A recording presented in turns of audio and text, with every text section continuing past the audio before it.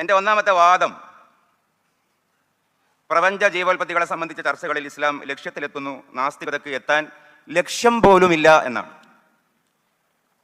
വാസ്തവത്തിൽ പ്രപഞ്ചം അനാദിയാണ് എന്നാണ് സ്വതന്ത്ര ചിന്തകർ എന്നൊക്കെ പറയുന്ന ആളുകൾ പ്രചരിപ്പിക്കുന്നത്. അത് ഡോഗ്മയാണ്. ഡോഗ്മ ഒരിക്കലും ഫ്രീ തിങ്കിങ്ങിനോട് മാച്ചല്ല, സെൽഫ് റെഫ്യൂട്ടിംഗ് ആണ്. ഇസ്ലാമിനെ സംബന്ധിച്ചിടത്തോളം പ്രപഞ്ചം സൃഷ്ടിയാണ്, സൃഷ്ടാവ് അള്ളാഹുവാണ്. ആ ഒരു തത്വത്തിലേക്ക് എങ്ങനെയാണ് ഇസ്ലാം എത്തിച്ചേരുന്നത്? ഫിസിക്സിൻ്റെയും മെറ്റാഫിസിക്സിൻ്റെയും എപ്പിസ്റ്റമോളജിക്കൽ മെക്കാനിസം ഉപയോഗിച്ചുകൊണ്ടാണ്. ഫിസിക്സ് അല്ലെങ്കിൽ ശാസ്ത്രം എന്ന് നമ്മൾ പൊതുവെ പറയുന്നത് ഇൻഡക്റ്റീവ് റീസണിംഗ് ആണ്. മെറ്റാഫിസിക്സ് ഡിഡക്റ്റീവ് റീസണിംഗ് ആണ്. Philosophy is the mother of all knowledge. അത് രണ്ടും കൂടിയുള്ളതാണ് ഫിലോസഫി. എല്ലാം സയൻസ് കൊണ്ട് കിട്ടും എന്നൊരു അതിവാദം മുസ്ലിങ്ങൾക്ക് ഏതായാലും ഇല്ല. അതധികം വിശദീകരിക്കേണ്ടതല്ലോ. കഴിഞ്ഞ ദിവസം പ്രോട്ടീൻ്റെ ഘടന കണ്ടെത്തിയതിന് 3 കെമിസ്ട്രിയുടെ ശാസ്ത്രജ്ഞന്മാർക്ക് നോബൽ സമ്മാനം കിട്ടിയല്ലോ. ആ മൂവരോടും പ്രോട്ടീൻ്റെ ശേഖരമായ മുട്ട കാണിച്ച് മുട്ടയാണ് കോഴിയാണ് ആദ്യം ഉണ്ടായത്, അല്ല ഒന്നിച്ചാണ് ഉണ്ടായതെന്ന് ചോദിച്ചാൽ അറ്റ് മിനിമം അതൊരു അബ്സേർഡ് സ്റ്റേറ്റ്മെൻ്റ് ആണെന്ന് പറയാനെങ്കിലും they have to rely on philosophical base.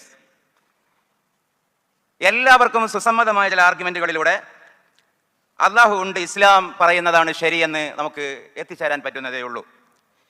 ഒന്നാമത്തെ ഒരു സ്റ്റേറ്റ്മെൻറ്റ് എന്താണ്? Whatever comes to exist has a cause or a sequence of causes. അതിലെന്തേ സംശയം? നമ്മുടെ സഹജാവബോധം അത് പറയുന്നു, കാരണമില്ലാതെ ഒന്നും ഉണ്ടാവില്ല എന്ന്. Self valid ട്രൂത്താണത്.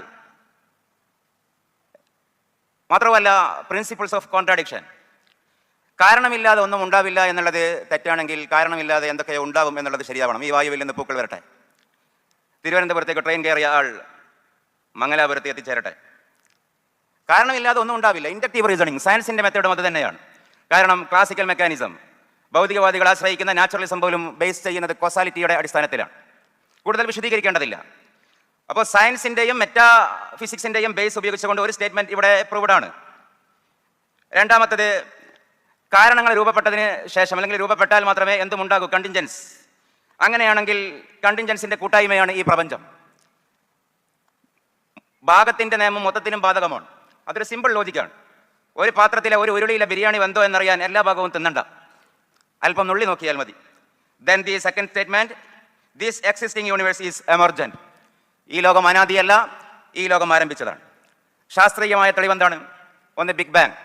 നിലവിൽ ക്വാണ്ടം മെക്കാനിസം വന്നുവെങ്കിലും കൂടുതൽ അംഗീകാരം ബിഗ് ബാങ്ങിന് തന്നെ. 13.72 ബില്യൺ വർഷങ്ങൾക്ക് മുമ്പ് സ്പേസ് ആൻഡ് ടൈം കർവേച്ചർ സിംഗുലാരിറ്റിയിൽ നിന്ന് വികസിച്ച് വന്നതാണ് ഈ പ്രപഞ്ചം. ആരംഭമുണ്ട്. മാത്രമല്ല കണാദനും അശ്വനും അരിസ്റ്റോട്ടിലും പ്ലാറ്റോയും ഒക്കെ സഹസ്രാബ്ദങ്ങൾക്ക് മുമ്പേ പറഞ്ഞതിൻ്റെ ഒരു വകഭേദം ശാസ്ത്രീയ ലോകത്ത് കൊണ്ടു നടക്കുന്നുണ്ട് ചിലർ.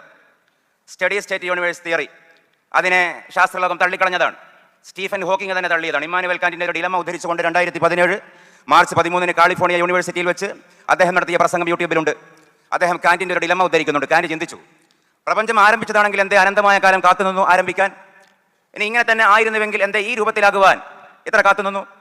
ഇത് ഉദ്ധരിച്ചുകൊണ്ട് സ്റ്റീഫൻ ഹോക്കിംഗ് പറയുന്നു, കാന്റും മറ്റുള്ളവർ മീൻസ് ഈ സ്റ്റഡി സ്റ്റേറ്റ് യൂണിവേഴ്സ് കൺസെപ്റ്റ് കൊണ്ടുവന്ന ആളുകൾ, Herman Blank and Thomas Gold, അവരൊക്കെ ആ അബദ്ധം പറയുന്നത് ടൈം എന്ന് പറയുന്നതും സ്പേസ് എന്ന് പറയുന്നതും അനന്തമായ ഭൂതകാലത്തിൽ നിന്നും അനന്തമായ ഭാവിയിലേക്ക് സഞ്ചരിക്കുന്ന അബ്സല്യൂട്ട്സ് ആണ്, തെറ്റിദ്ധരിച്ചിട്ടാണ്. ജനറൽ റിലേറ്റിവിറ്റി ശരിയാണെങ്കിൽ സമയവും കാലവും തുടങ്ങിയ ഒരു ബിന്ദു ആവശ്യമാണ്. സയൻസ് അതിനെ അംഗീകരിക്കുന്നു. ഇനി മെറ്റാഫിസിക്സോ ഹിൽബർട്ടിയൻ പാരഡോക്സ് എന്ന് പറയും, അല്ലെങ്കിൽ ഇൻഫിനിറ്റി റിഗ്രഷൻ. അത് പാടില്ല. ഈ സദസ്സിന്റെ ഇങ്ങേയറ്റത്ത് നിങ്ങൾ പാസ് ചെയ്യുന്ന ഒരു ചായ, ഒരു കോഫി എത്തുകയാണെങ്കിൽ, കൈമാറി എത്തുകയാണെങ്കിൽ അത് പുറപ്പെട്ട ഒരു കേന്ദ്രം വേണം. അതാണ്, അങ്ങനെ കേന്ദ്രം കിട്ടുന്നില്ലെങ്കിൽ അതാണ് ഇൻഫിനിറ്റ് റിഗ്രഷൻ. ശരിയല്ല. അപ്പോൾ കാരണമുണ്ടെങ്കിലേ ഉണ്ടാകൂ കണ്ടിൻജൻസ് ഈ പ്രകൃതിയിലുള്ള പ്രപഞ്ചത്തിലുള്ള കാര്യങ്ങൾ. സോ ഈ പ്രപഞ്ചം അനാദിയാണ്. അങ്ങനെയാണെങ്കിൽ ലോ ഓഫ് ഇനേഷ്യ ഉണ്ടല്ലോ, ജഡത്വ നിയമം. ഒരു പ്രോപ്പർട്ടി നിശ്ചലമാണെങ്കിൽ അതിനെ അനക്കുവാനും ചലിക്കുന്നുവെങ്കിൽ അതിനെ അടക്കുവാനും ഒരു എക്സ്റ്റേണൽ ഫോഴ്സ് ഉണ്ടാവണം.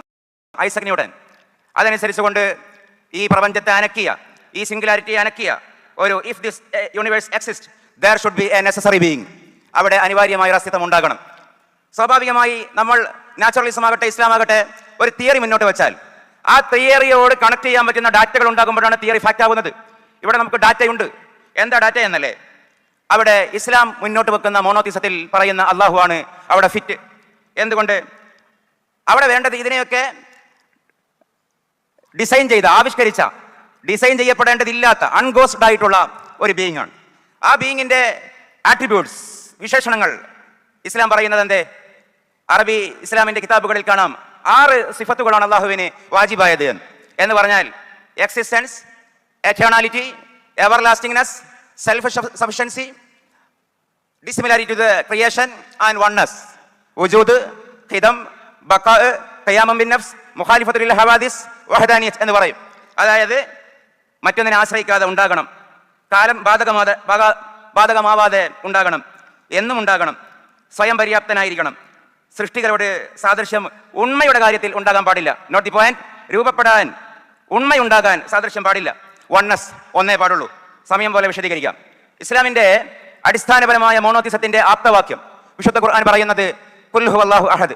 നബിയെ പറയുക കാര്യം, അല്ലാഹു ഏകനാണ്, അല്ലാഹു സമദ്, ലം യലിദ് വലം യൂലദ് വലം യകുൽ ലഹു കുഫുവൻ അഹദ്. ഇതാണ് existence, eternality, everlastingness, self sufficiency, dissimilarity to the creation, oneness. Correct ആണ്.